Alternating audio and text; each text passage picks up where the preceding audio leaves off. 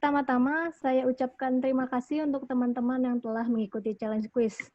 Selamat bergabung juga kepada teman-teman semua pada acara sore hari ini, yaitu Live Meeting Global Competencies Workshop Online 2020 dengan topik How to Make a Proper CV. Berikutnya, izinkan saya memperkenalkan diri terlebih dahulu. Nama saya Nur Aziza, bertugas sebagai MC pada sore hari ini. Selanjutnya, saya akan membacakan agenda pada live meeting hari ini. Yang pertama ada sesi foto bersama, lalu yang kedua pembahasan common mistakes pada CV yang terkumpul dari challenge quiz, yang ketiga ada sesi tanya-jawab, dan terakhir ada penutupan.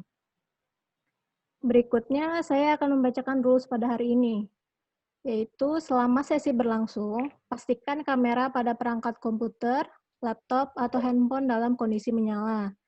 Mikrofon juga dalam kondisi dimatikan, kecuali jika diminta oleh moderator atau pembicara. Bagi teman-teman yang belum menyalakan kamera, boleh dinyalakan sekarang. Kemudian, bagi peserta yang mengikuti challenge quiz, wajib menggunakan display nama Zoom seperti berikut. GCW, _ nama lengkap, _ NRP, agar lebih efisien. Saat sesi pertanyaan, mohon teman-teman mengajukan pertanyaan melalui room chat dari Zoom, mengingat jumlah peserta cukup banyak pada hari ini. Adapun format untuk bertanya adalah menyebutkan nama, institusi atau kota, lalu menyebutkan pertanyaan. Agar lebih jelas, kami akan mengirimkan formatnya melalui room chat. Oke. Sebelum itu, ada baiknya kita berkenalan terlebih dahulu dengan pemateri kita pada hari ini. Beberapa dari teman-teman mungkin ada yang sudah melihat profil beliau di materi yang telah di-share di Instagram ITS Global Engagement. Beliau adalah Mbak Lucy Cesar di Destiani. Halo Mbak Lucy. Halo Aziza. Ya, hai semuanya. Saya akan sedikit. Beliau merupakan lulusan S1 Teknik Lingkungan ITS dan baru saja menyelesaikan program Master Jurusan Environmental Engineering di Pusan National University di Korea Selatan. Beliau pernah menjadi bagian dari volunteer ITS Global Engagement yang dulunya adalah ITS International Office pada season 4.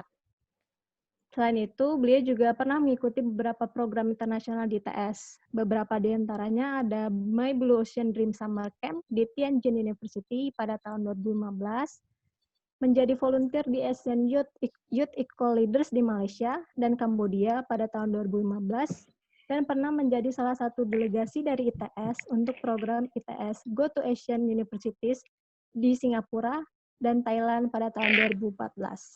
Beliau juga pernah mengikuti beberapa konferensi internasional di Korea Selatan dan Jepang. Nah, selanjutnya teman-teman, untuk agenda yang pertama yaitu ada sesi foto bersama. Untuk itu, saya mengajak teman-teman di sini semua untuk rapi-rapi terlebih dahulu dan menyalakan kamera untuk melakukan sesi foto. Oke, boleh diatur. Siapa di sini tadi yang bertugas sebagai screenshot sudah siap? Halo?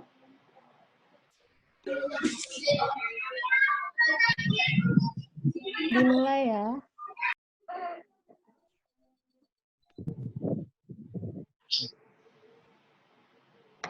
Satu akan di screenshot untuk sesi foto bersama, teman-teman. Boleh dipasang wajah termanisnya. Baik. Apakah sudah?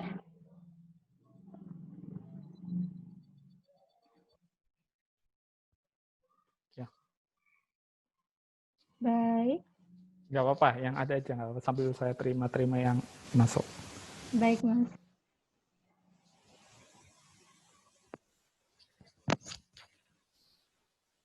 Ya. Baik, sepertinya sudah. Oke. Baik, terima kasih Mbak Lucy dan teman-teman. Tanpa berlama-lama lagi, kita langsung saja menuju ke agenda yang pertama, yaitu pembahasan common mistakes yang terdapat pada CV yang telah teman-teman kumpulkan di challenge quiz 1 pada tempo hari. Baik, kepada Mbak Lucy, saya persilakan. Ya baik, terima kasih Aziza. Assalamualaikum warahmatullahi wabarakatuh. Assalamualaikum warahmatullahi wabarakatuh. Salam warahmatullahi Selamat wabarakatuh. Ya, selamat siang dan salam sejahtera untuk kita semua. Terima kasih Aziza sebelumnya sudah memperkenalkan saya terlebih dahulu ya. Jadi nama saya Lucy. Ini saya senang sekali melihat antusias dan teman-teman ini sangat eager untuk belajar bagaimana menulis CV yang baik, dan kita terima cukup banyak CV dari challenge quiz, dan di sini kami sudah mengkompilasi apa saja kesalahan yang ditemukan dalam penulisan CV. Untuk panitia bisa di-share screen-nya.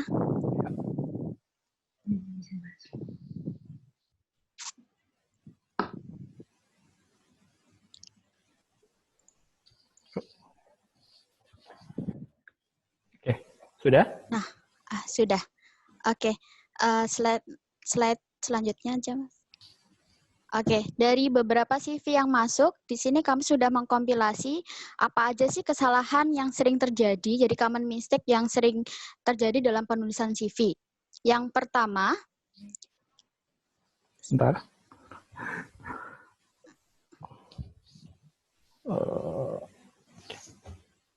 Sudah kelihatan? belum Mas, itu slide yang keliru yang paling depan Mas. Sebentar kalau gitu ya. Oke. Sudah? Nah, yang pertama yaitu CV yang ditulis terlalu panjang atau terlalu pendek.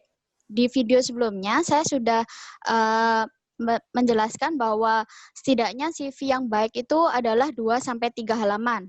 Namun di sini untuk fresh graduate atau untuk daftar kerja atau S2 itu maksimal 2 halaman cukup, mengingat experience dan juga pengalaman yang dimiliki oleh teman-teman. Namun untuk mendaftaran S3, 3 halaman adalah maksimum halaman yang bisa ditulis. Nah, bagaimana jika CV-nya terlalu pendek? Nah, apa-apa yang terlalu ini rasanya kurang baik ya. Jadi yang kalau terlalu pendek bisa juga dielaborasi dari pengalaman yang dimiliki. Jadi bisa dituliskan narasinya. Nah, kesalahan yang kedua adalah CV 1 untuk semua lamaran. Jadi banyak di sini teman-teman yang belum memasukkan informasi yang relevan dengan program yang didaftar. Harusnya informasi yang ini harus spesifik, jadi nggak bisa satu CV ini digunakan untuk semua lamaran program, jadi harus sesuai.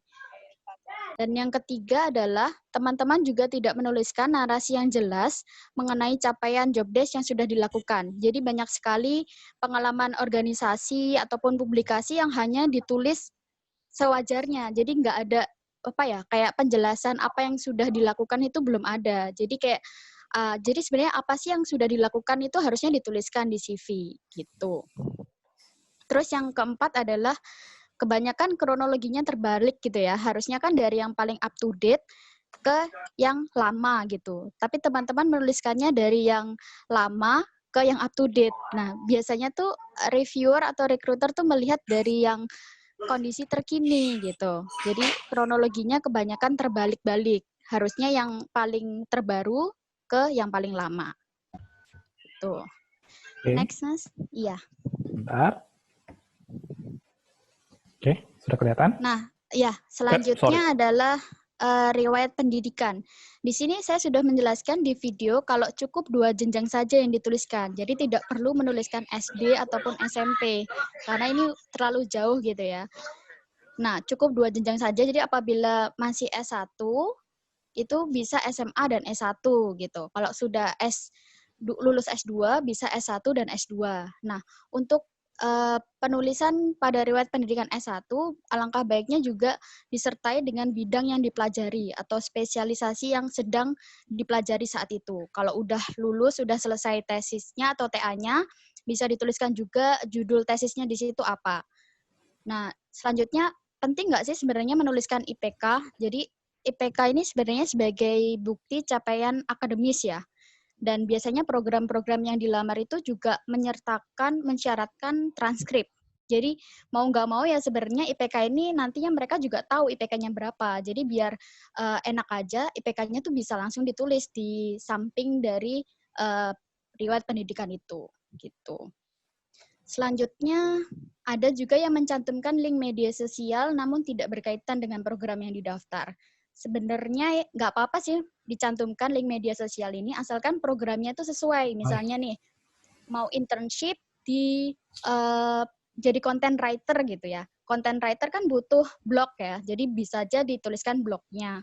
Atau dia content writer juga butuh Instagram, jadi bisa juga dituliskan Instagramnya. Tapi kalau misalkan untuk student exchange atau yang tidak berkaitan, alangkah baiknya tidak perlu dicantumkan. Selanjutnya, grammatical error atau typo. Jadi bagus nih teman-teman udah sedikit yang typo, tapi masih banyak yang grammarnya masih berantakan. Jadi ada beberapa yang masih susah untuk dipahami. Jadi emang penting sekali terus melatih kemampuan menulis dalam bahasa Inggris. Jadi biar apa yang kita tulis ini bagus gitu. Maksudnya bisa dipahami oleh yang membaca tulisan kita. Nomor 8 adalah ya karena mungkin teman-teman masih baru jadi belum ada referensi, jadi tidak mencantumkan referensi yang bisa memberikan rekomendasi ataupun klarifikasi kebenaran CV. Nantinya kalau udah mau dibuat untuk pendaftar program, alangkah baiknya sudah mempunyai referensi yang bisa dicantumkan dalam CV. Jadi harus harus make sure kalau referensinya juga sudah minta izin, maksudnya sudah izin ke referensinya buat dicantumkan dalam CV. Jadi jangan sampai udah mencantumkan tanpa izin gitu ya. Terus, next.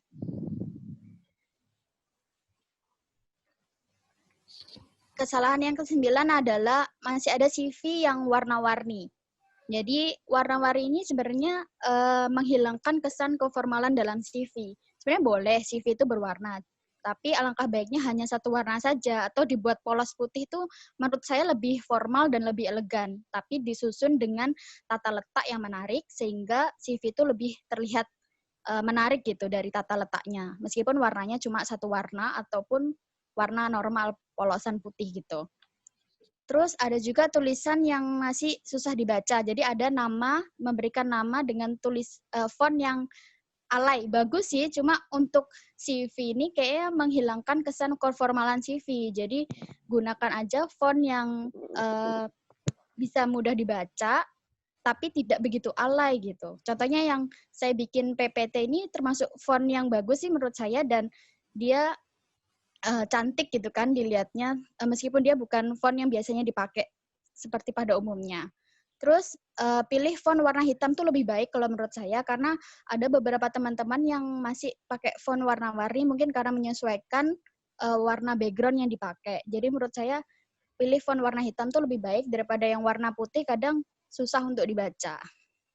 Terus font juga jangan terlalu besar ataupun jangan terlalu kecil. Ini standarnya 11 atau 12 itu sudah cukup dan bisa mudah untuk dibaca.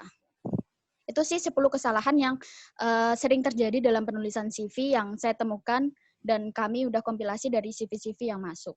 Mungkin juga teman-teman secara nggak sadar melakukan kesalahan itu, jadi bisa, oh iya ternyata salah juga ya nulis kayak gitu. Jadi bisa sambil introspeksi gitu kali ya. Udah sih, Aziza, untuk yang kesalahan pada CV-nya. Baik, Mbak Lucy. Iya. Terima kasih Mbak Lucy atas pemaparan materi tentang common mistakes pada CV yang telah disubmit di challenge quiz. Lalu kita beranjak ke sesi selanjutnya, yaitu sesi tanya-jawab yang akan dipimpin oleh moderator. Untuk Angie, saya persilakan. Halo Angie. Oke, terima kasih Nur selaku MC.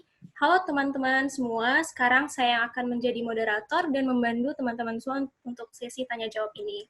Perkenalkan, nama saya Angie Putra Octavia dari ITS Surabaya.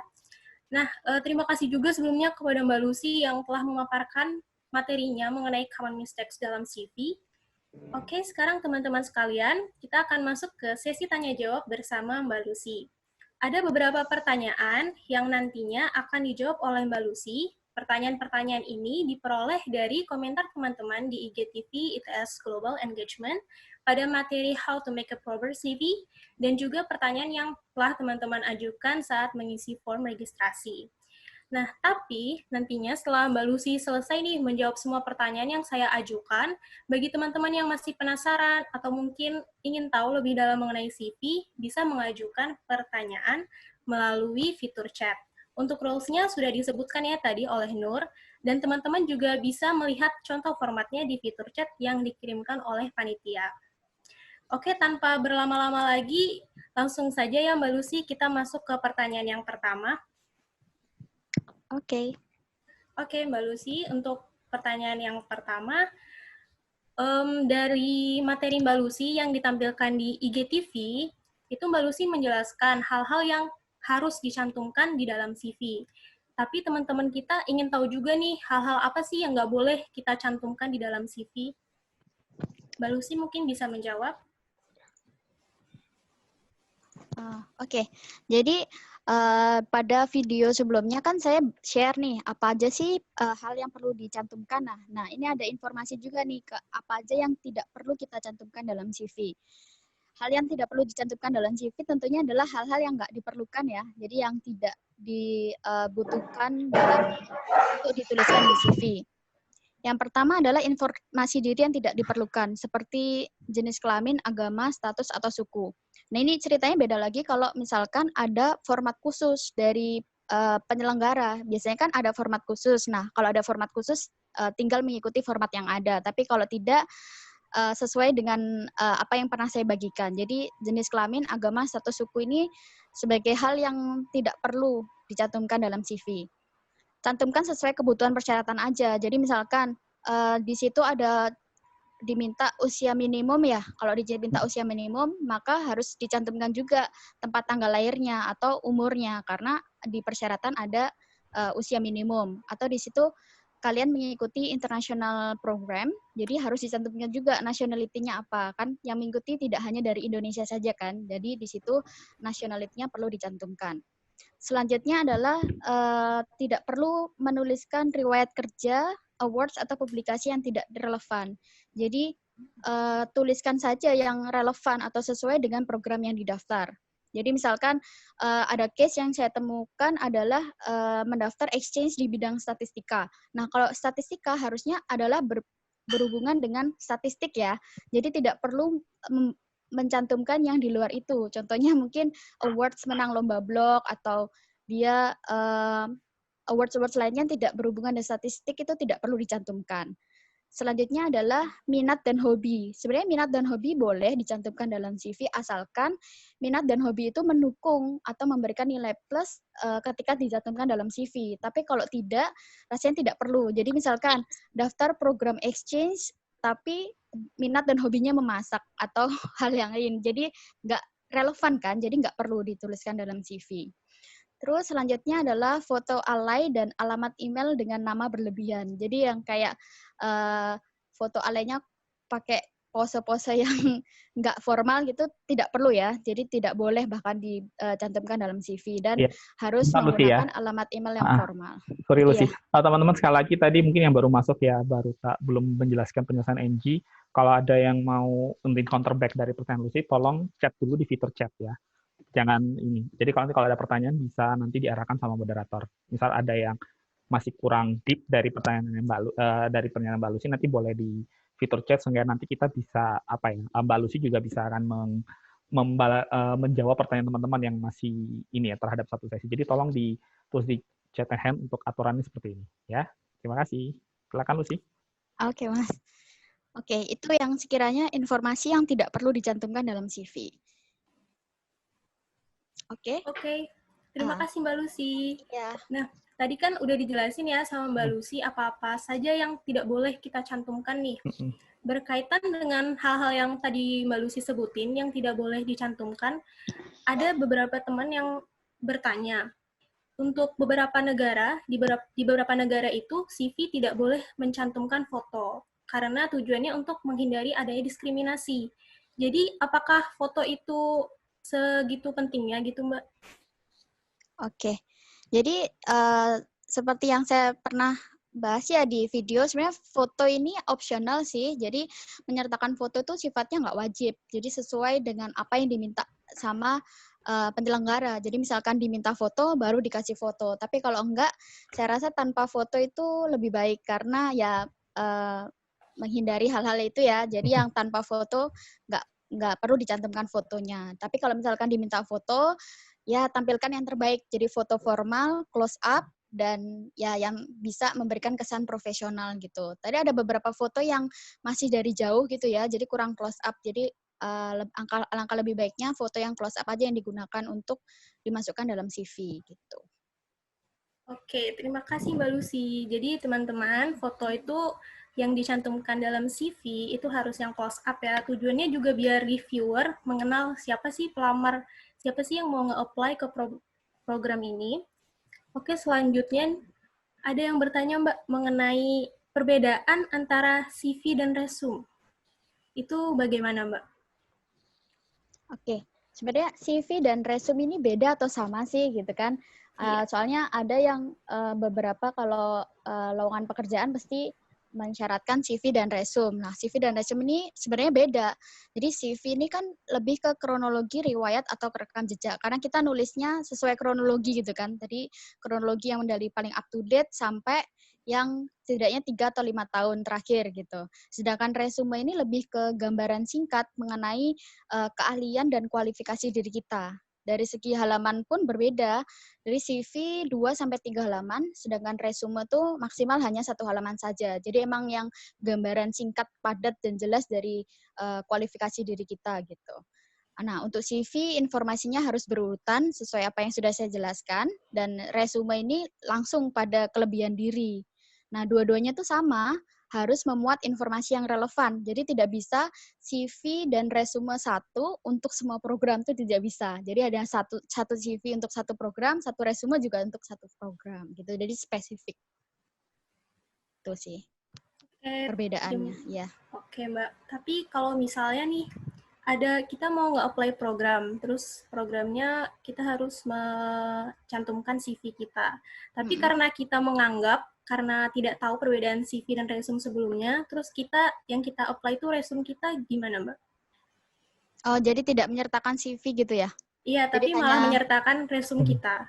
Nah, itu berarti harus sebelum mendaftar itu atau sudah dapat nih ya persyaratannya, apa yang harus dikumpulkan, harus tahu detailnya apa sih sebenarnya resume dan CV ini gitu kan. Masa kalau mau daftar kan harusnya kita paham apa yang kita daftar dan apa yang harus kita kumpulkan.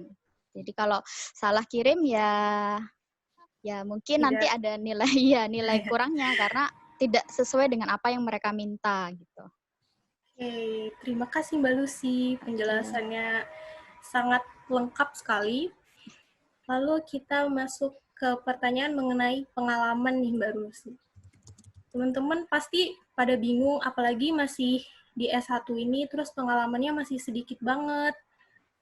Terus pengalaman yang kita punya pun kadang tidak relevan dengan program yang mau kita apply. Terus teman-teman juga ada juga yang pengalamannya masih 0. Nah, solusi dari Mbak Lucy gimana? Nah, kalau untuk yang mahasiswa baru gitu ya, berarti kan dari awal jadi karena udah tahu nih CV ini butuhnya apa aja. Ini jadi poin plus karena kalian lebih siap gitu. Lebih siap mempersiapkan diri untuk apa aja sih potensi yang kalian bisa asah dan nantinya bisa kalian cantumkan di CV gitu. Jadi lebih aktif lagi mengikuti kegiatan-kegiatan yang nantinya emang menunjang kalian di masa depan. Jadi jangan yang jadi pasif gitu, karena kalian tahu kan CV itu butuh apa aja. Kalau misalkan pengalamannya nggak ada, yang susah juga kalian sendiri. Jadi ya ini jadi poin plus kalian karena udah tahu apa aja yang diperlukan dalam CV, kalian bisa siap-siap. Apa aja sih yang bisa nih aku nanti butuhkan dalam melamar pekerjaan nanti yang bisa mendukung karir aku tuh apa aja. Tuh mulai dicari dari sekarang, karena mumpung masih awal kan. Jadi kalau pengalamannya banyak, nggak perlu susah masukin dalam CV-nya gitu. Oke Mbak, menanggapi yang Mbak Lucy jawab, untuk pengalaman yang kita cantumkan sendiri tuh ada masa ininya nggak sih Mbak? Misalnya harus 2 tahun sebelum kita nge-apply program atau tidak ada sama sekali? Sebenarnya tidak ada ketentuan khusus sih untuk berapa maksimal tahunnya gitu kan maksudnya. Jadi 5 tahun pun masih nggak apa-apa kalau misalkan itu relevan dan 5 tahun tuh masih bisa dicantumkan. 5-8 tahun lah. Jadi kalau misalkan sekarang 2020 berarti 8 tahun saya 2012. Jadi saya waktu S1 tuh masih saya cantumkan dalam CV gitu. Oh ya, oke Mbak. Karena kan apalagi masih yang S1 begini, mungkin teman-teman pengalamannya lebih banyak sewaktu SMP atau SMA, jadi ragu mau dicantumin di CV. nggak apa-apa sih, asalkan ya itu tadi relevan dengan program yang didaftar dan seberapa menarik kalian mengemas itu gitu. Tadi kan kebanyakan CV yang masuk itu kayak cuma ditulis ya pengalamannya mengikuti Olimpiade Matematika gitu. Padahal kan bisa aja dibilang National Mathematics Olympiad itu diikuti beberapa peserta satu nasional kayak gitu loh. Lebih mengemas yang menarik. Jadi dia bisa menambah nilai plus yang baca gitu. Itu sih. Nggak apa-apa sih 5 tahun sampai 8 tahun itu masih bisa dicantumkan. Oke, siap Mbak Lucy. Terus lanjut kita masuk ke bagian professional summary-nya, Mbak. Ini ada yang bertanya, kalau misalnya kita menggunakan hasil MBTI untuk professional summary kita di CV itu apakah boleh, Mbak?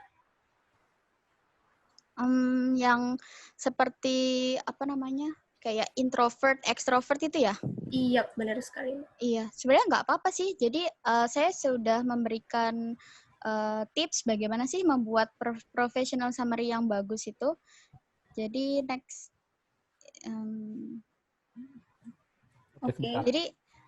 Jadi professional summary seperti yang kita tahu itu adalah deskripsi singkat ya. Agar reviewer tuh tahu siapa sih diri kita gitu. Jadi pandangan awal sebelum membaca CV kita lebih lanjut kan pasti baca dulu professional summary-nya kan. Sebenarnya ada yang tanya tuh, sebenarnya penting nggak sih mencantumkan itu gitu kan. Nah, untuk di format Europass tuh yang terbaru emang tidak ada. Jadi kalau untuk yang format lama itu bisa diganti preferred job, applied study for, atau professional summary gitu. Nah, melihat dari sisi fungsi kalau saya, jadi penting sesuai dengan kebutuhan program. Kalau misalkan hanya satu lowongan saja, PS ini lebih berfungsi daripada applied study for, karena kan udah tahu kan aplikasinya untuk apa. Jadi lebih difungsikan sebagai PS untuk bisa memberikan informasi lebih lanjut daripada digunakan untuk yang applied study for gitu. Nah, untuk bagaimana membuat professional summary yang bagus, itu next ada penjelasannya. Jadi professional summary itu kan apa namanya di paragraf awal tuh kan harus eye catching gitu ya. Jadi orang membaca itu tuh langsung tertarik. Oh, ternyata orang ini tuh punya pengalaman yang banyak dan kepribadiannya sangat menarik gitu. Yang pertama yang kita bisa lakukan adalah membuat daftar kemampuan yang kita miliki. 3 tuh cukup. Nah, kalau saya kan dalam bidang teknik lingkungan ya, jadi di situ saya nulis, saya pernah memiliki pengalaman bekerja dalam beberapa proyek mengenai bidang pengolahan limbah, karena itu spesialisasi saya. Yang kedua, saya udah 5 tahun lebih nih mempunyai pengalaman dalam pengumpulan dan interpretasi data. Ini cukup menarik kan, karena 5 tahun itu bukan waktu yang singkat gitu.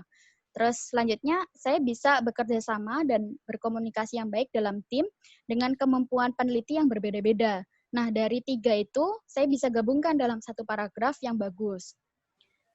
Selain kemampuan yang dimiliki, di professional summary juga mencantumkan kepribadian. Jadi, next, Mas. Di kepribadian yang kita miliki, misal kita orangnya adalah mampu memanajemen waktu yang baik, ataupun bisa memanajemen stres dengan baik juga.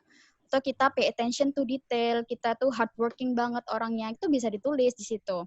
Nah, dari kemampuan dan keahlian yang dimiliki itu digabung jadi satu. Sebenarnya saya ada contoh CV nih, boleh di-share Mas CV-nya atau nanti aja ya? Nggak apa-apa, kita share. Oke. Jadi biar lebih jelas ya, gimana sih professional summary yang udah saya jelaskan tadi? Iya Mbak, silahkan. Nah, ini CV saya ya. Tadi udah saya jelaskan untuk professional summary ini. Jadi setelah mengumpulkan 3 poin utama, jadi saya kan orangnya udah beberapa kali mengikuti proyek dalam lingkungan. Terus saya juga orangnya sangat detail oriented dengan pengalaman 5 tahun dalam pengumpulan data dan interpretasi data. Nah, selanjutnya ini saya gabung jadi satu, saya gabungkan dengan kepribadian yang saya miliki, karena saya orangnya persisten, sangat antusias, dan sangat senang mempelajari hal baru, saya tulis di sini. Nah, dari professional summary ini sebenarnya kita bisa gabungkan juga dengan strong experience. Jadi, strong experience ini lebih ke kayak keahlian yang kita miliki dan bisa menjadi poin plus gitu loh. Jadi kayak mereka langsung tahu, oh ternyata si pelamar ini punya analytical thinking yang bagus, punya communication skill yang bagus gitu. Jadi untuk yang professional summary bisa ditambahkan juga strong experience di situ. Nah, untuk yang tadi, yang penjelasan ke atas sedikit Mas, education. Nah, education tadi kan saya sempat menjelaskan ya, sebenarnya apa sih yang udah soalnya ada yang tanya kalau S1 bagian yang dipelajari itu maksudnya gimana gitu. Karena S1 ya, S1 kan saya sudah lulus nih S1. Nah, saya tuh selama saya S1 ini, saya bisa apa aja. Nah, itu saya tuliskan di sini. Teman-teman yang menjadi penerima beasiswa juga bisa dituliskan di sini. Jadi kayak saya kan dulu penerima beasiswa KSE, jadi saya tuliskan di KSE Scholarship Awardee, dan keahlian yang saya dapatkan selama saya S1 tuh saya juga tuliskan di riwayat pendidikan. Jadi setelah melihat ini kan reviewer jadi punya pandangan, oh ternyata anak ini bisa nih mendesain pengolahan limbah, atau oh ternyata bisa modeling kayak gitu. Itu sih fungsinya diberikan deskripsi singkat, jadi lebih ada pandangan aja reviewernya tentang diri kita tuh apa yang udah kita lakukan. Oh begitu. Oke, terima kasih Iya. Mbak Lucy. Tadi Iya. penjelasan mengenai di professional summary dari Mbak Lucy bilang di situ juga kita cantumkan kepribadian kita ya Mbak. Iya, benar. Tapi kan yang diberikan contoh oleh Mbak Lucy itu kepribadian itu juga didukung oleh strong experience kita. Nah, misalkan kepribadian yang kita tulis di professional summary itu atas pendapat kita sendiri gitu. Itu bagaimana, Mbak? Nggak apa-apa sih, karena kan itu nanti juga divalidasi sewaktu wawancara kan. Jadi yang harusnya apa-apa yang kita tulis itu emang apa-apa yang ada di diri kita gitu. Jadi jangan sampai kita nulisnya orangnya persistence gitu. Tapi ternyata ketika diwawancara tidak seperti itu. Jadi kan saya harus menekankan harus emang yang sesuai fakta. Oke. Terima kasih Mbak Lucy. Iya. Kita masuk pertanyaan ke selanjutnya ya Mbak. Iya. Ada pertanyaan mengenai bagaimana cara untuk meyakinkan recruiter kita tentang responsibilities kita pada saat internship atau gabung di suatu organisasi. Jadi, apakah yang dicantumkan itu apa yang kita pelajari saat internship atau berada di organisasi tersebut, atau apa yang kita lakukan terhadap organisasi ataupun saat internship? Mbak Lucy bisa menjawab? Oke. Itu next, Mas. Oh, next ya. Oke. Ya.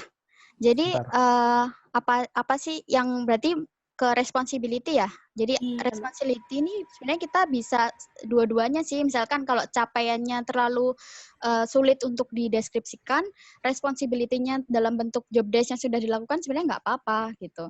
Jadi kalau saya lebih ke capaian dari job desk yang sudah dikerjakan. Jadi apa yang udah kalian dapat setelah melakukan job desk itu. Tapi kalau misalkan kurang terukur gitu ya, dituliskan aja job desk yang udah kalian lakukan, tapi lebih spesifik gitu. Misalkan, saya kan nuliskan kalau selama mengikuti internship itu saya sudah belajar modeling dengan menggunakan software apa gitu. Nah itu dituliskan seperti itu sebenarnya nggak apa-apa. Nggak harus capaian. Kalau capaian kan harus sudah mengikuti apa gitu kan, atau berhasil memenangkan apa gitu kan. Sebenarnya job desk itu lebih ke deskripsi yang udah kalian kerjakan tuh udah cukup, nggak apa-apa dicantumkan di situ. Ya, oke. Apakah sudah cukup Mbak Lucy? Udah sih. Jadi yang job desk yang udah dikerjakan itu tidak apa-apa dicantumkan. Kalau misalkan capaiannya terlalu sulit untuk dicantumkan di situ. Oke. Saya mau nanya mengenai, kan kemarin kita mengadakan challenge quiz 1 ya Mbak? Iya. Dan challenge quiz 1-nya itu mengumpulkan CV, dan Mbak Lucy dengan Mas Wahyu juga sudah menjadi reviewer 165 CV. Nah, jadi pendapat dari Mbak Lucy sendiri, skill apa sih yang menjadi nilai tambah yang kita cantumkan di CV? Oke, jadi untuk relevant skills, kebanyakan masih general banget ya. Jadi tidak spesifik dengan program yang didaftar gitu. Harusnya skill yang memiliki nilai tambah atau bisa menarik reviewer buat milih itu adalah skill yang relevan dengan kemampuan yang memang mumpuni gitu. Ada beberapa yang mencantumkan Microsoft Office, Microsoft Word gitu. Sebenarnya boleh nggak sih mencantumkan kemampuan skill itu? Kalau misalkan punya kemampuan skill yang lain itu lebih bagus karena Microsoft Office, Word itu kan basic ya. Jadi emang kita harusnya udah bisa mengoperasikan itu. Nah, kalau misalkan punya kemampuan yang lain seperti desain AutoCAD ataupun menggunakan SketchUp itu tuh lebih bagus dicantumkan di situ atau software-software lainnya. Jadi kan banyak ini ya jurusan ya yang saya nggak tahu software apa yang digunakan. Nah, selain skill yang relevan ini juga kemampuan yang mumpuni.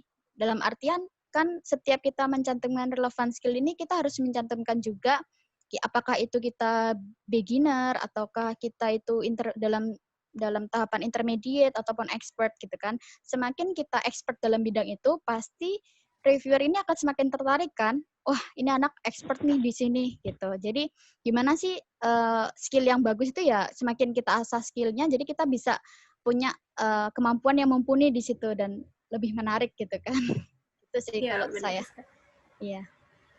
Oke, tapi Mbak, kalau misalnya untuk skill ini sendiri, apakah boleh kita mencantumkan bukti validnya gitu di CV? Boleh, bagus malahan. Kan ada sertifikasi ya sekarang ya.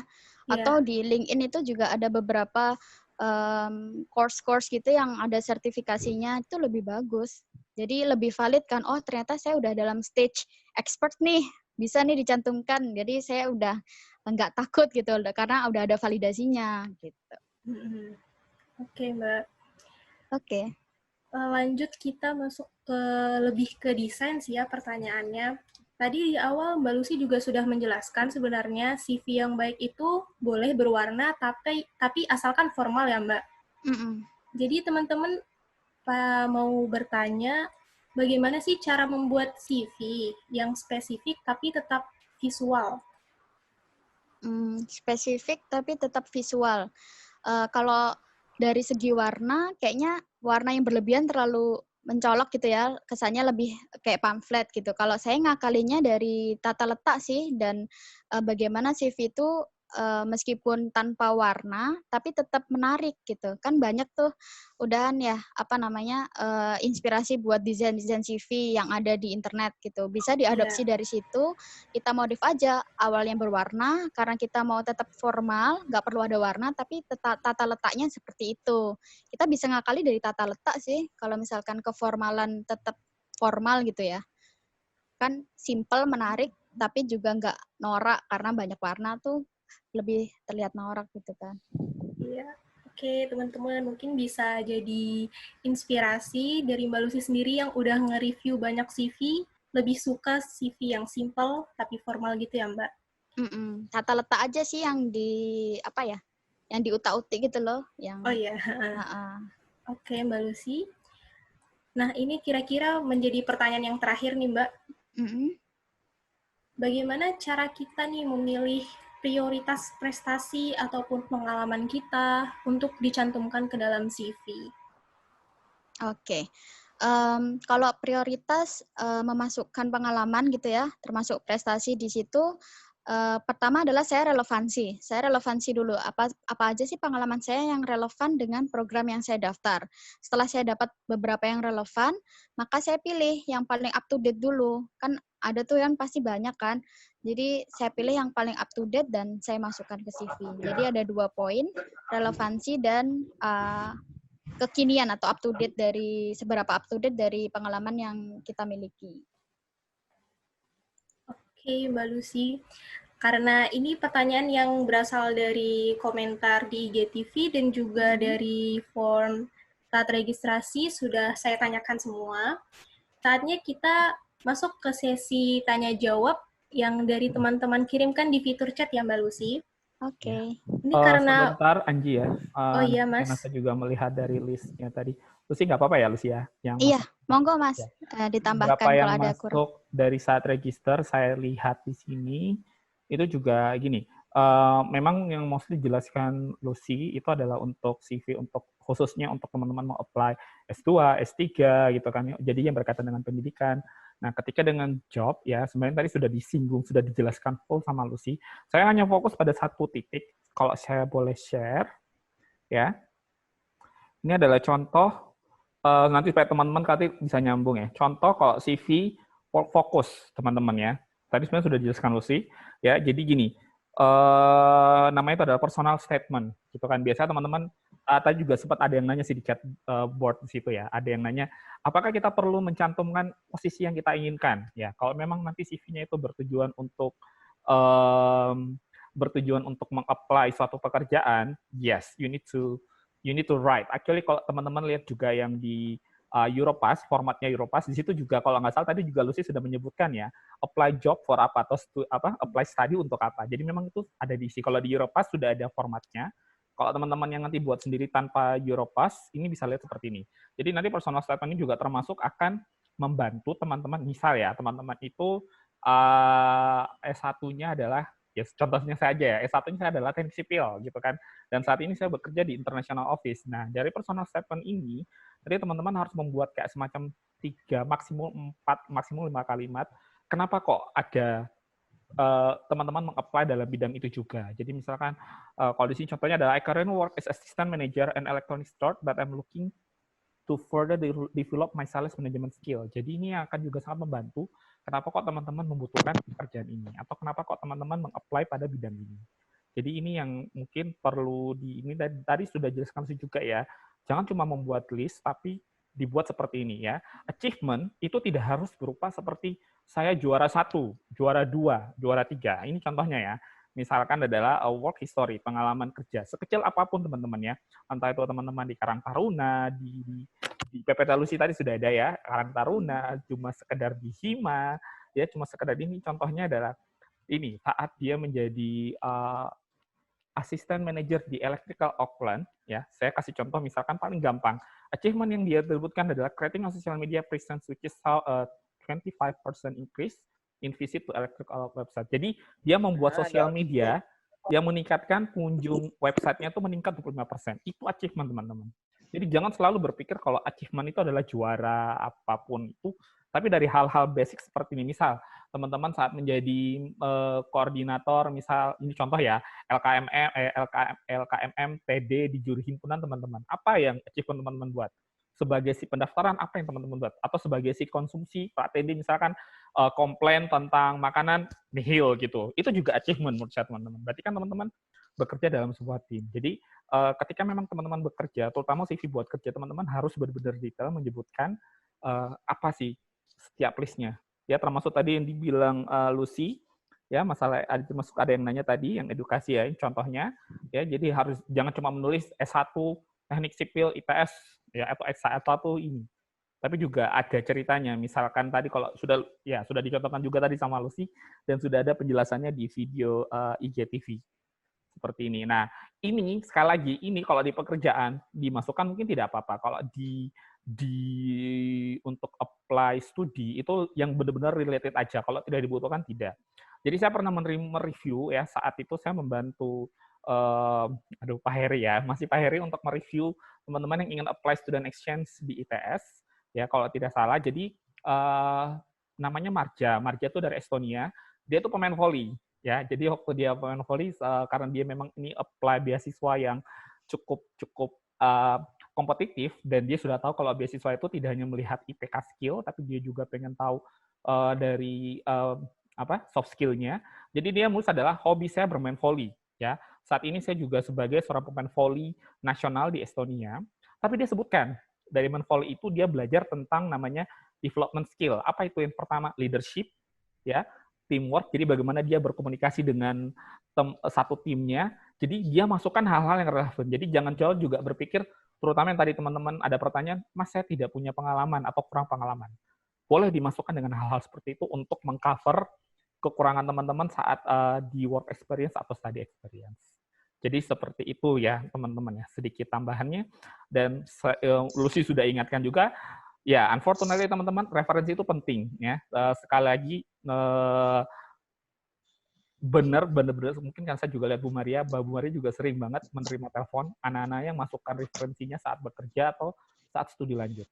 Jadi referensi itu penting ya, mulai dari sekarang mau nggak mau teman-teman harus mencari orang yang nanti kalau teman-teman entah kerja atau entah apapun itu kan, ada yang bisa mengkonfirmasi kalau memang apa yang teman-teman tuliskan dalam CV-nya teman-teman, apa teman-teman itu tuh memang benar adanya, seperti itu. Oke, tambahannya seperti itu ya teman-teman ya. Jadi mudah-mudahan cukup menjawab pertanyaan yang ada masuk di sini. Well, mostly teman-teman yang masuk dalam registrasi ini sudah dijelaskan Lucy dalam IGTV. Saat saya mengirimkan link Zoom, teman-teman sudah ada link. Teman-teman sudah ada link untuk ke IGTV, jadi bisa dilihat sendiri ya, penjelasan diulang. Ini saya cuma sedikit menambahkan saja ya, termasuk tadi bahwa pengalaman organisasi, pengalaman pekerjaan, achievement tidak harus berupa yang juara 1, juara, tapi juga teman-teman ketika menduduki suatu jabatan atau pernah bekerja dalam sebuah kepanitiaan, masukkan itu sebagai achievement teman-teman ya, untuk teman-teman. Oke, saya lanjut ke moderator, silakan. Terima kasih Mas Wahyu buat tambahannya. Dan jawaban dari Mas Wahyu juga udah menjawab nih ya beberapa pertanyaan teman-teman yang dikirimkan di fitur chat. Oke, jadi saya akan membacakan 3 pertanyaan terlebih dahulu. Ada dari Yosua Gibeon Leonardo dari ITS. Pertanyaannya, apakah pembuatan CV menggunakan template CV ataupun dengan CV Builder berpengaruh akan keputusan reviewer? Nah, terima kasih. Oke, pertanyaan dari Yosua. Bagaimana nih Mbak Lucy? Oke. Jadi emang sekarang ini ya banyak sekali website ataupun situs yang memberikan CV builder gitu ya. Jadi kita masukkan langsung informasi yang dibutuhkan, terus langsung keluar gitu, CV-nya langsung jadi. Tapi yang perlu diperhatikan adalah kadang dari segi format atau apa tuh kurang pas. Jadi sebenarnya nggak apa-apa sih. Jadi isi dari CV itu yang penting. Desain itu juga sebenarnya penting. Jadi harus diperhatikan dua-duanya gitu. Jadi kalau misalkan dari CV Builder itu sudah dapat, ternyata ketika hasilnya selesai dan itu masih kacau dari segi tata letak, ya harus diedit ulang gitu. Jadi jangan hanya terima jadi langsung dari CV Builder tanpa mengecek keseluruhan. Kan siapa tahu kan karena dari situs itu juga banyak miss-nya gitu kalau dibandingkan dengan bikinan manual sendiri. Tuh, Oke, itu sih. Iya. Mbak Lucy. Berarti biar amannya sih lebih baik kita sendiri ya Mbak Lucy yang buat manual. Ya, pakai CV Builder juga nggak apa-apa, tapi nanti harus di cross check ulang gitu. Jadi harus dicek ulang. Kan biasanya nggak editable ya yang CV Builder itu. Tapi kalau yang editable ya bagus sih. Jadi kita nggak susah-susah buat dari nol gitu. Iya. Karena saya pernah coba bikin itu ternyata nggak bisa diedit, tambah lebih susah lagi 2 kali kerja. Akhirnya saya lebih suka yang bikin manual aja gitu. Oke, terima kasih Mbak Lucy buat saran dan jawabannya. Untuk pertanyaan kedua, ada dari Radia Amirur Rahman dari ITS juga. Pertanyaannya, seberapa penting perihal menambahkan link atau hyperlink attachment ataupun karya portofolio kita di CV? Terima kasih. Dari Radia. Menurut Mbak Lucy bagaimana? Apakah hyperlink yang dimaksud itu kayak portofolio desain gitu kali ya? Karena selama saya buat CV, saya nggak pernah sih mencantumkan attachment di situ. Jadi berkas-berkas pendukung itu nanti yang selanjutnya akan saya bawa ketika wawancara. Entah itu wawancara beasiswa exchange atau apa tuh tinggal nanti saya bawa aja. Jadi tidak perlu dicantumkan. Tapi kita punya buktinya kalau misalkan nanti diminta gitu. Ataukah yang dimaksud itu hyperlink portofolio untuk program desain gitu kan? Tapi rasanya cukup dibawa nanti aja waktu wawancara gitu, tidak apa-apa. Berarti cukup disebutkan saja ya Mbak Lucy Iya, di CV? cukup disebutkan aja. Karena saya belum pernah sih nambahin hyperlink gitu. Kebanyakan ya saya tulis statementnya, terus nanti saya bawa buktinya sewaktu diminta buktinya gitu.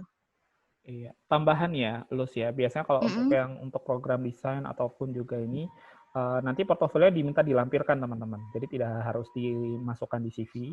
biasanya kan waktu teman-teman nanti diminta syarat adalah CV, portofolio, ini dan ini. Jadi portofolio itu sudah part of dari ini. Kalau memang misalnya saat itu adalah teman-teman apply untuk misalkan untuk sebagai yang terkait dengan video editing, pasti akan diminta lampirkan linknya dalam CV ataupun lampirkan linknya dalam resume, biasanya seperti itu. Itu biasanya, tetapi mostly kalau misalnya kayak foto desain, teman-teman diminta melampirkan justru saat mengirim dokumen. Jadi karena mungkin teman-teman bisa bayangkan ya, terutama kalau dia yang bagian menyeleksi, dia mungkin tidak butuh, mungkin ya dia menyeleksi harus 1000 lamaran, ya, jadi dia mungkin tidak sempat membuka handphone, dari dia benar-benar berdasarkan dari dokumen apa yang sudah dikumpulkan. Jadi sebisa mungkin kalau memang diminta dilampirkan, sebaiknya dilimpahkan dalam terpisah, tidak perlu menyerahkan hyperlink, kecuali memang itu adalah untuk program khusus ya, di mana nanti hyperlink, misalkan saya pernah experience misalkan, sebelumnya saya bekerja dengan sini, membuat video editing, misal video tentang departemen saya misalkan, terus nanti di bawahnya dikasih link, kalau bisa malah jangan hyperlink, misalkan itu adalah official ya dari si punyanya, misalkan video fakultasnya dikasih link video YouTube-nya dari fakultas tersebut yang mengupload video teman-teman. Tapi itu benar-benar rare case, hanya benar-benar seperti Bang Uci bahwa itu adalah untuk pekerjaan tertentu saja, dan it depends dari karakter pekerjaan biasanya atau karakter program yang teman-teman apply. Seperti itu. Ya, tapi yang sepengalaman setahu saya dan juga beberapa orang itu memang sudah meminta portofolio teman-teman harus disubmit. Saat teman-teman mengirimkan dokumen entah itu by offline atau online, pasti portofolio teman-teman dilampirkan dalam file terpisah. Jadi tidak perlu menyantumkan hyperlink di CV ya. Sama seperti bilang Lucy penjelasan tadi, perlu nggak CV dimasukkan IPK dimasukkan, disebutkan lagi di CV. Toh kalau memang diminta melampirkan transkrip kan tidak perlu kan, berarti dia sudah nanti dia bisa lihat sendiri sebenarnya. Itu teman-teman, cuma membuat efektif aja. Oke, silakan kembali ke moderator dan Lucy. Iya, terima kasih Mas Wahyu untuk tambahannya lagi. Untuk Mbak Lucy, apakah sudah atau ingin ditambahkan? Udah, sangat cukup tadi tambahan dari Mas Wahyu. Oke, kalau begitu sebelum masuk ke pertanyaan ketiga, saya ingin mengingatkan kembali ke teman-teman untuk yang belum mematikan audionya, dimohon untuk mute dulu ya teman-teman. Oke, lanjut ke pertanyaan ketiga. Ada dari Riki Indramawan dari ITS lagi. Pertanyaannya, apakah keaktifan dalam mengikuti seminar ataupun workshop itu bisa dimasukkan ke CV untuk menunjukkan keaktifan kita dalam pengembangan diri? Nah, kalau misalnya bisa nih Mbak, bagaimana cara penulisannya di CV dan ditulis di bagian apa? Mbak Lucy bisa menjawab? Untuk workshop ya, mengikuti pelatihan itu biasanya ada training gitu, ada bagian khusus training. Tapi di sini kalau contoh CV saya masukkannya biasanya organizations and volunteer experience. Jadi kan apabila pernah menjadi peserta workshop ya, jadi usahakan dipilih emang workshop yang punya nama gitu. Jadi kayak yang gimana ya ngomongnya, yang kayak workshop itu tuh emang workshop pelatihan sudah bersertifikasi gitu. Tapi kalau misalkan belum ada, ya setidaknya workshop-workshop yang nasional atau gitu nggak apa-apa dimasukkan di bagian organization tuh nggak apa-apa sih, organizations experience. Atau experience aja kan, kalau misalkan sebenarnya headline ini bisa diganti-ganti sesuai dengan pengalaman yang kita miliki sih. Karena di sini saya punya pengalaman organisasi dan pengalaman volunteering, jadi saya masukkan jadi satu di sini gitu. Tuh, mungkin ada tambahan Mas Wahyu? Iya, kalau teman-teman khususnya mau apply S3 ya, atau jadi dosen kan somehow pengalaman workshop, mengikuti seminar memang perlu. Ya, seperti bilang tadi bahwa organisasi volunteer experience itu bisa diganti-ganti. Misalnya nanti mau dipisahin organisasi sendiri, seminar sendiri, atau seminar dan publikasi misalkan, itu juga bisa digabung. Iya, di atasnya. Di bawahnya. Pokoknya kalau bisa selesai urutannya yang mana dulu tergantung. Makanya lagi teman-teman harus tahu dulu teman-teman mau apply di mana. Misalnya kalau teman-teman nanti berkecimpung dalam dunia pendidikan atau yang membutuhkan menginformasikan bahwa oh ya saya pernah ikut workshop ini, pernah terlibat dalam seminar ini gitu kan, dan related banget dengan entah itu studi atau pekerjaan di apply, itu boleh dimasukkan dalam workshop itu sendiri. Misalnya mengikuti joint workshop ini menghasilkan paper misalkan, atau papernya berjudul apa, atau juga sebagai ini involving terlibat dalam apa dalam itu. Jadi, tapi jangan sampai cuma tertulis pernah ikut workshop list ini, tapi sebenarnya itu tidak related, tidak menunjukkan seberapa penting teman-teman menulis di situ ya. Jadi Iya. pastikan jangan asal nulis aja, tapi benar-benar related informasinya ya. Misalkan itu tadi. Ya, seperti tadi contohnya kan, kalau teman-teman S3 mungkin somehow pengalaman seminar dan workshop itu juga sangat diperlukan ya. Atau misalkan teman-teman apply apa ya, saya contohkan lagi ya, kalau di sipil tuh dia butuh sertifikasi teman-teman, ya, di mana dia harus menunjukkan kalau teman-teman sudah pernah ikut OSAS, mungkin kalau teman-teman yang tidak familiar ya, semacam lulus kayak pelatihan ya, jadi atau kayak pelatihan training yang membantu teman-teman menjelaskan bahwa teman-teman tuh sudah punya pengalaman ini, itu boleh dimasukkan. Tapi lagi-lagi depends programnya, dan benar-benar dipastikan hanya itu related atau tidak, seperti itu. Ya, biasanya kalau beberapa yang contoh yang saya review, terutama kemarin 3 tahun lalu saat saya membantu di Disnaker, mereka menggabungkan memang di organisasi, seminar dan pelatihan biasanya ya, ada sendiri. Itu karena ada beberapa pekerjaan yang memang require pengalaman pelatihan atau pernah ikut seminar apa untuk membantu ini, karena mereka menganggap bahwa dengan mereka ada yang mencantumkan pengalaman seminarnya, khususnya kalau mereka menjadi pemateri, berarti ada sedikit nilai plus untuk wawasannya. Dia tahu untuk wawasan baru itu apa yang dari seminar itu. Tapi lagi-lagi itu tergantung programnya, ya, yang di-apply seperti apa. Seperti itu, terima kasih. Iya, makasih Mas Wahyu tambahannya. Jadi yang tadi tambahan Mas Wahyu itu bisa diklasifikasikan kayak seminar and workshop experience gitu. Tapi ya emang yang harus relevan ya. Jadi jangan masukkan semua workshop yang diikuti kan, soalnya biasanya kalau masa-masa kuliah itu kan banyak sekali ya mengadakan workshop terus dimasukkan semua. Jadi emang harus dipilih yang relevan gitu sama yang didaftar. Atau kalau teman-teman ikut conference, ya itu juga bisa dicantumkan. Di sini saya nyantumkan mengikuti beberapa conference. Jadi judul artikelnya atau judul papernya kita, terus pada konferensi apa itu dituliskan di bawahnya. Atau teman-teman jadi mendapat penghargaan apa di situ juga bisa dicantumkan. Contohnya ini ya teman-teman ya, misalkan. Jadi ada yang dicantumkan dari hasilnya apa. Seperti itu. Oke. Mungkin kita bisa next question ya. Mudah-mudahan cukup jelas. Silakan moderator. Terima kasih Mbak Lucy dan Mas Wahyu untuk penjelasan dan jawabannya. Selanjutnya karena masih banyak yang bertanya, kita buka termin yang kedua. Saya akan membacakan 3 pertanyaan lagi. Yang pertama ada Teti Pasuruan. Wah, halo Pasuruan. Pertanyaannya, mengapa kakak mencantumkan mother tongue? Terima kasih. Oke, mungkin teman-teman juga masih banyak yang bingung nih Mbak tentang bahasa ibu ini. Mungkin Mbak Lucy bisa menjelaskan. Iya, sebenarnya mother tongue ini adalah unik sih, karena saya selama kuliah di Korea ya, teman-teman saya yang di Korea tuh sempat kagum gitu loh, kalau tahu kalau ternyata di Indonesia tuh nggak cuma pakai bahasa Indonesia, tapi ada bahasa-bahasa lain yang di Korea itu cuma ada satu kan, bahasa Korea. Jadi orang Korea itu meskipun dia tinggal di Busan, tinggal di Seoul, tinggal di Gwangju atau daerah-daerah Korea lainnya tuh bahasanya tetap satu, bahasa Korea. Sedangkan kita Indonesia kan punya beragam bahasa gitu kan. Nah, mother tongue ini tuh fungsinya ya sebagai apa ya? Jadi reviewer tahu ternyata dia bisa banyak bahasa gitu loh. Jadi penting sih kalau saya cantumkan di sini, ini nilai plus karena negara lain tuh hanya punya satu bahasa, sedangkan kita kan punya beragam bahasa. Jadi kemampuan bahasa ini juga kemampuan yang negara lain tuh nggak punya gitu. Jadi bangga jadi orang Indonesia gitu. Gitu sih, melihat dari itu juga soalnya. Oke, dari Mas Wahyu ingin menambahkan? Oh enggak, sudah cukup. Itu dulu sih. Oke, itu ya tentang sejarahnya kenapa ada mother tongue ini. Selanjutnya ada pertanyaan kedua, wah ini jauh dari Aceh. Ada Umar Haliwanda dari Universitas Syah Kuala, S2 Bahasa Inggris. Pertanyaannya, apakah semakin banyak sertifikat yang kita dapatkan akan menjamin kita lulus S3? Bagaimana Mbak Lucy?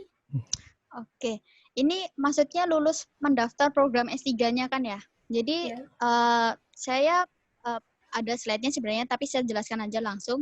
Nah, untuk mendaftar program S3 ini, sebenarnya dititik beratkan pada penelitian atau publikasi apa aja sih yang udah kita lakukan selama ini gitu. Karena kan S3 kan menuntut kemampuan untuk bisa meneliti ya, analisis dan juga menyelesaikan masalah lebih baik dari jenjang S2 dan S1.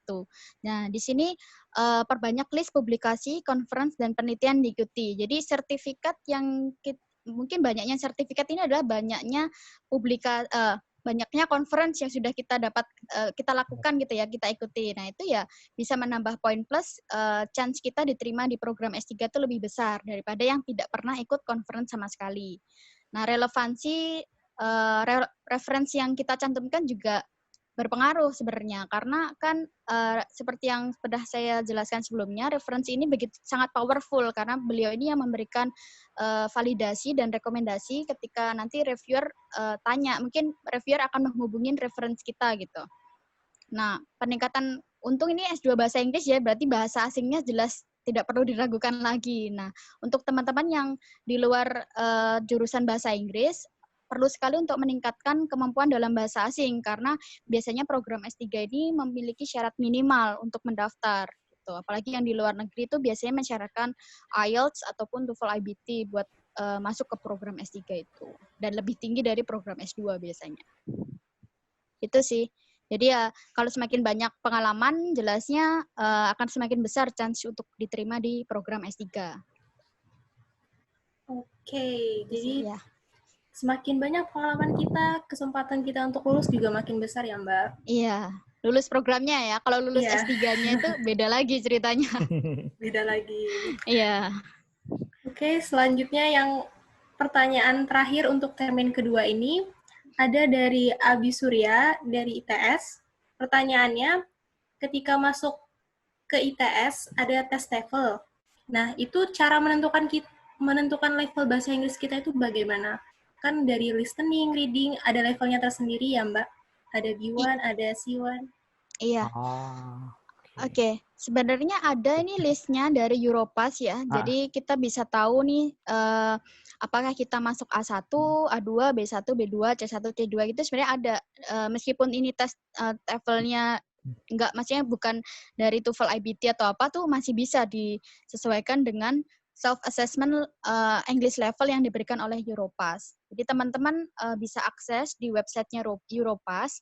Di situ teman-teman bisa dapatkan klasifikasi dari pelevelan kemampuan bahasa Inggris yang kita miliki. Nah, level-level ini tuh kita yang menilai sendiri kan di situ ada macam-macam ya. Apakah kita dari segi speaking, apakah kita ini bisa berinteraksi dengan bagus dengan orang lain menggunakan bahasa Inggris. Nah, itu masuk klasifikasi apa itu ada di situ. Meskipun TOEFL B1, B2 itu adalah dari self-assessment. Jadi bisa dilihat listnya di websitenya Europass. Atau Mas Wahyu ada yang bisa di-share? Kayaknya ini ya, harus download dulu ya Mas ya.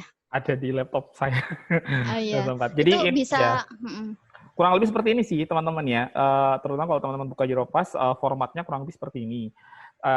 Setahu saya cuma di Europass akan membantu ada semacam kayak penjelasan B1 itu apa, B2 apa, C1 apa. Jadi teman-teman tinggal mengkonversi dari nilainya itu berapa, dimasukkan saja ke situ sih. Ya, nggak terlalu ini. Dan kalau teman-teman googling pun biasanya muncul kok. Kapan kita disebut B2, kapan disebut C1 itu sudah ada informasinya. Iya, browsing aja juga nggak apa-apa. Seperti itu. Oke? Ya. Oke. Apakah cukup Mbak Lucy ataupun Mas Wahyu? Ya, cukup sih. Nanti di tabel self-assessment itu udah ada kriterianya sih. Kalian bisa masuk C1 itu ketika apa, A1 tuh ketika apa tuh udah ada gitu. Jadi sebenarnya simple untuk dapat klasifikasinya itu.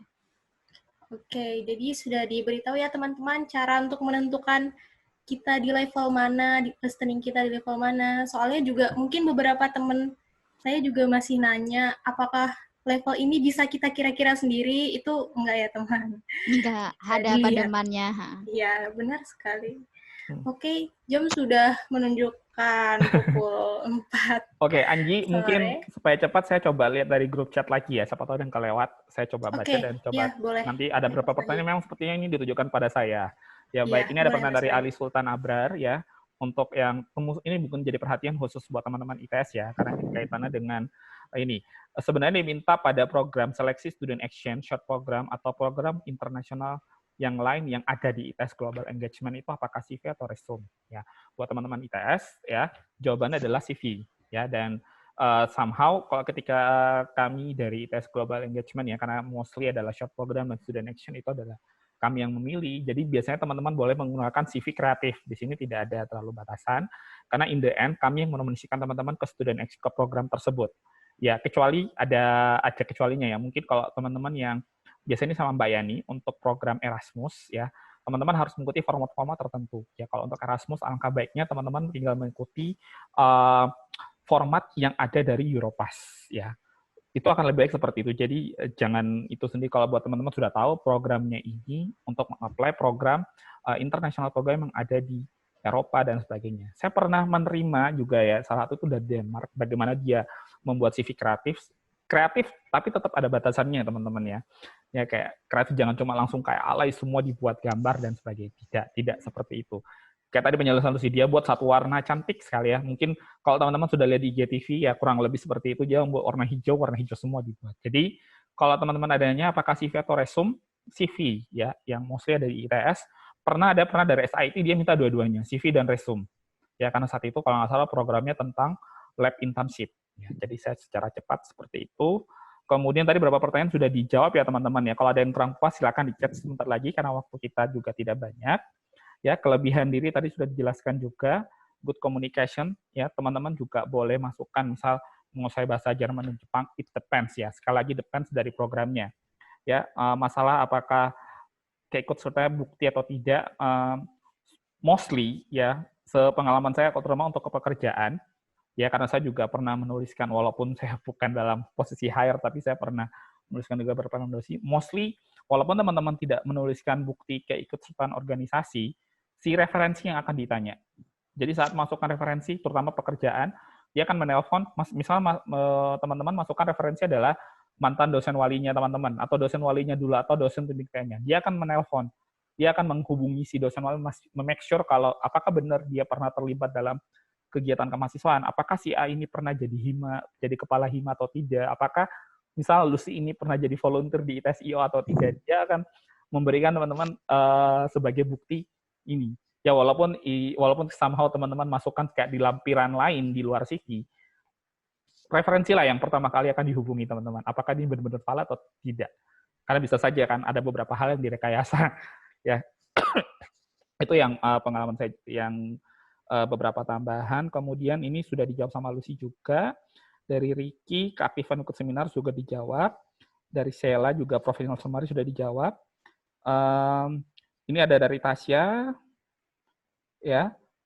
Pertanyaan lagi Mas Mbak, apakah misal kita ngikuti student exchange atau summer school disyaratkan minimal TOEFL-nya 500, IPK 3. Nah, salah satu syarat tidak tercapai, tapi punya kemampuan lain. Semisal pernah mengikuti investasi, apakah reviewer tetap menolak mentah-mentah CV tersebut atau tidak? Kalau teman-teman apply student exchange atau summer school, ya unfortunately harus mengikuti syaratnya. Jadi CV mungkin somehow tidak membantu. Kalau teman-teman apply untuk magang dan sebagainya, ya mungkin mereka akan bisa consider CV. Tapi karena ada beberapa terutama ada beberapa univ atau organisasi dia sangat tidak toleran. Kalau misalnya 500 ya 500 gitu kan. Dia nggak butuh. Saya bisa kok ngomong. No, they need documents. Ya. They need to prove, but you prove documents. Ya, di awal makanya sebenarnya dokumen ya itu nanti di bulan depan ada sesi khusus tentang study abroad ya. Nanti teman-teman silakan ikut lagi. Ya, jadi unfortunately kayak misal ya di UK itu dia syaratnya IELTS-nya harus 7 ya kalau nggak salah kemarin yang Ica ikut ke itu dan kita nggak bisa dealing dengan hal-hal seperti itu. CV makanya lagi depends. Ketika teman-teman mau apply CV untuk magang dan sebagainya mungkin bisa membantu CV-nya untuk mengurangi, mengcover kekurangan teman-teman yang lain di IPK. Ya, tapi kalau misal ada beberapa program khusus, ya kalau teman-teman dalam case ini ikut exchange, yaitu kan yang di itu, ya mohon maaf pasti ditolak mentah-mentah kalau requirement tidak sesuai. Seperti itu. Ya, again ya, ada yang bisa di lobby programnya, ada yang tidak. Seperti itu. Tapi so far untuk teman-teman ITS, ketika terutama yang mau daftar program, short program, lab internship itu, ketika kami dari ITSGE sudah menuliskan harus sekian, ya harus sekian. misal teman-teman ada yang 477, 473 ya kami tolak, mohon maaf.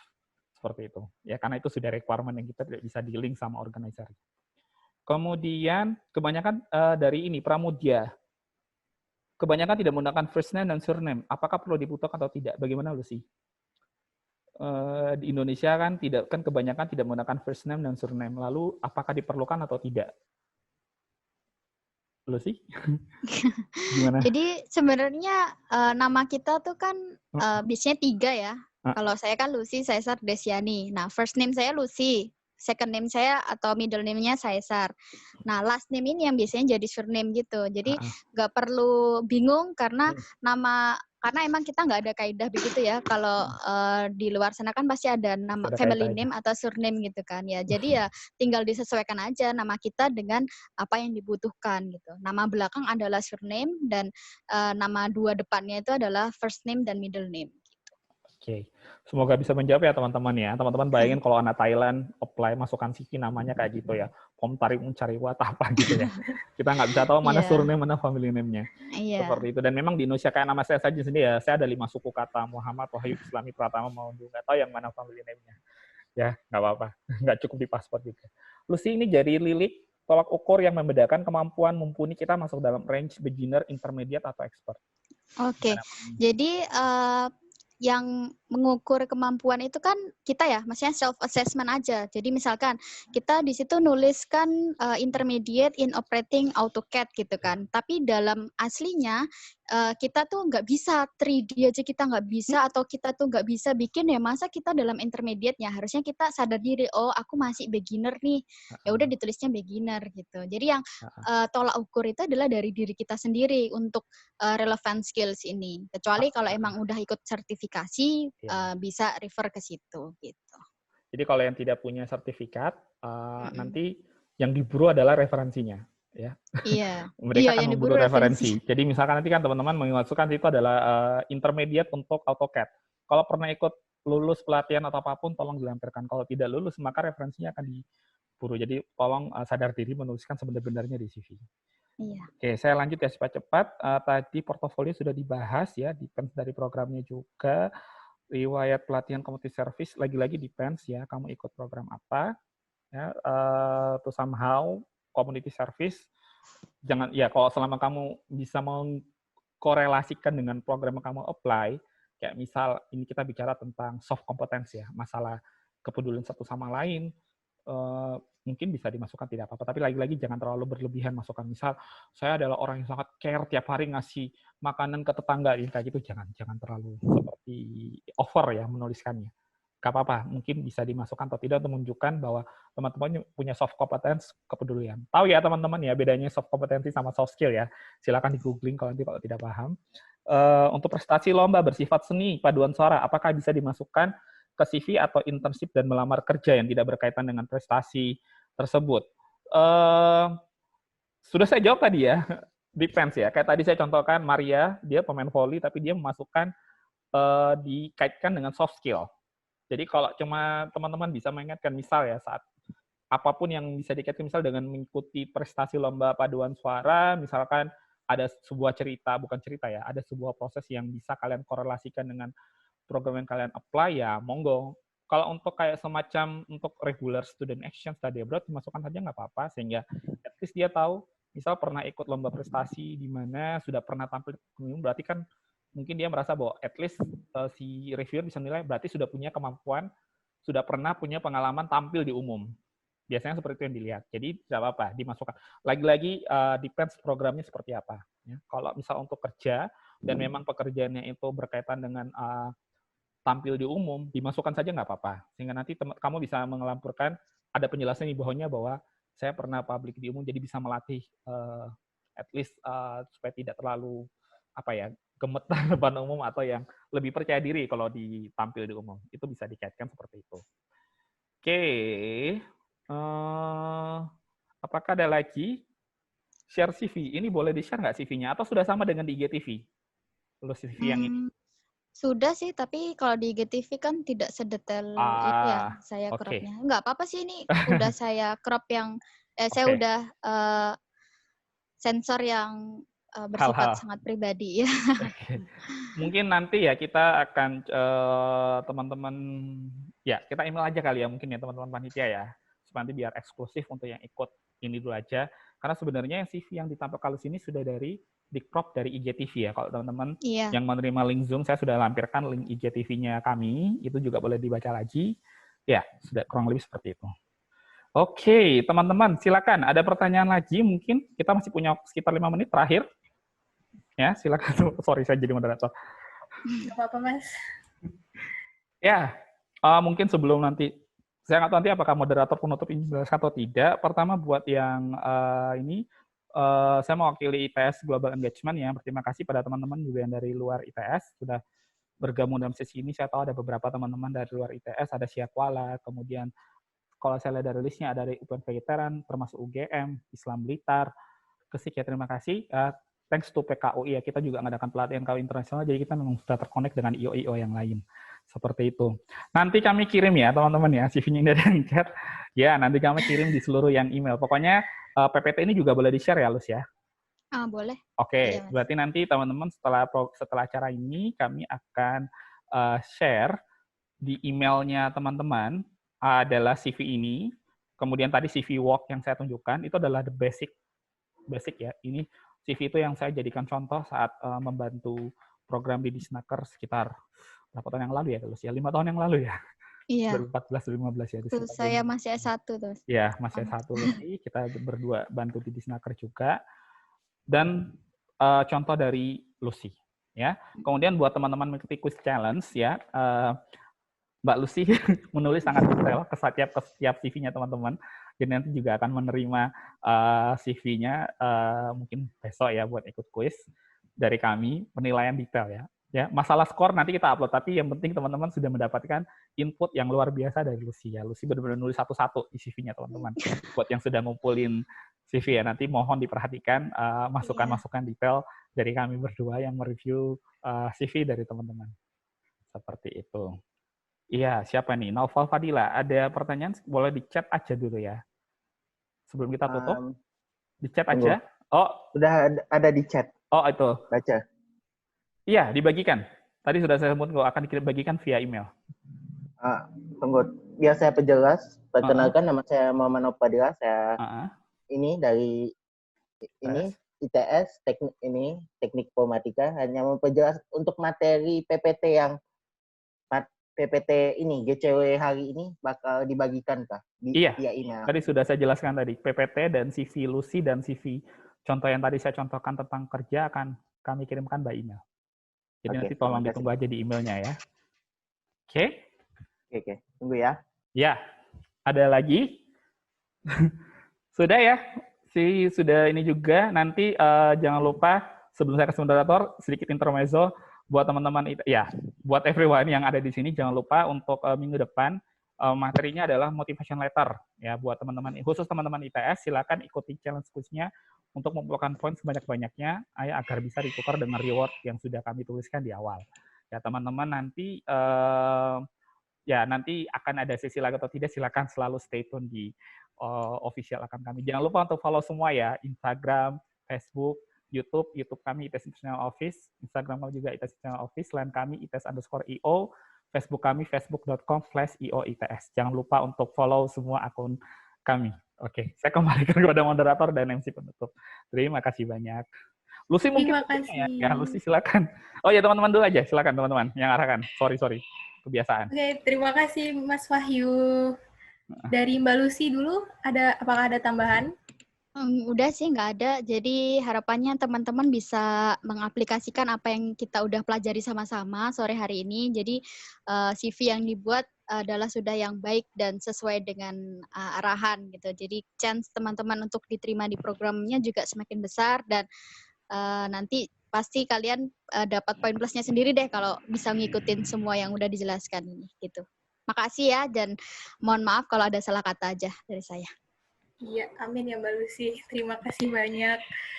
Terima kasih banyak buat Mbak Lucy yang udah meluangkan waktunya nih dan mau berbagi ilmunya mengenai CV untuk kita semua. Terima kasih juga buat Mas Wahyu tadi yang udah banyak menambahkan. Jadi pengetahuan kita tentang CV udah banyak ya teman-teman. Semoga teman-teman rasa penasarannya sudah terjawab ya. Dan tidak ragu lagi ataupun bingung nih mau buat CV yang baik dan benar. Oke, sebelum menutup sesi tanya jawab ini, saya akan mengambil sedikit summary dari sesi interaktif pada hari ini. Di mana yang pertama tadi Mbak Lucy udah menjelaskan ya teman-teman mengenai common mistakes dalam CV, ada 10 tadi. Mungkin teman-teman yang memperhatikan udah tahu ya kesalahannya apa aja, dan nanti juga bakal dikirimkan feedback-nya ke email teman-teman semua yang sudah mengumpulkan CV. Dan juga untuk beberapa dan pertanyaan-pertanyaan teman semua tadi sudah terjawab. Untuk yang masih penasaran, dan sebenarnya masih banyak teman-teman yang bertanya mengenai apa aja sih yang harus dimasukkan ke dalam CV, teman-teman boleh nonton dulu materi dari Mbak Lucy, seperti yang sudah dipromosiin sama Mas Wahyu tadi ya. Oke, dengan berakhirnya sesi tanya-jawab, saya sebagai moderator mohon undur diri, mohon maaf apabila ada kesalahan ataupun kekurangan. Saya kembalikan ke MC yaitu Nur. Terima kasih.